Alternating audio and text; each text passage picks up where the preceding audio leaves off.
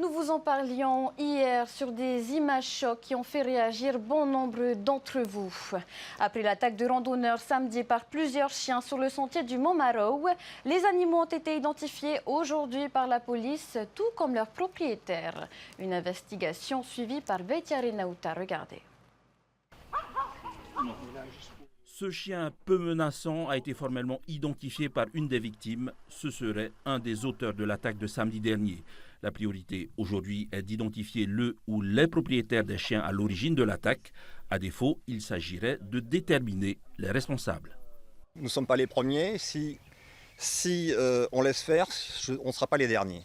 Il y a eu des morts il y a 2 ans, à Rayatea, il y a eu un enfant, il y a eu un monsieur, il y a eu une grand-mère, enfin bref. Donc c'est quand même un fléau qui n'est pas anodin, c'est dramatique, ça peut prendre des proportions mortelles. Les blessures de ma femme, ça serait passé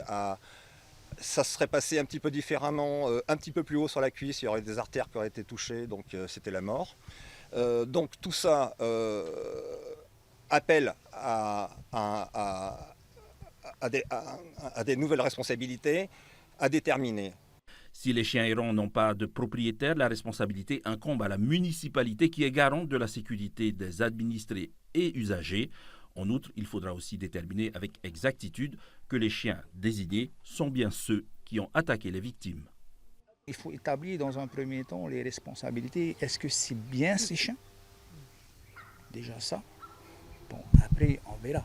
Quelles seront les mesures, quels seront le discours que va tenir le contrevenant, le détenteur ou le propriétaire. Au terme de l'enquête de terrain, le propriétaire des 3 chiens mis en cause par les victimes a été identifié. Il sera auditionné par la gendarmerie qui a reçu la plainte des 3 victimes. Les peines encourues par le propriétaire des chiens sont de 2 ans de prison et 3 millions de francs d'amende.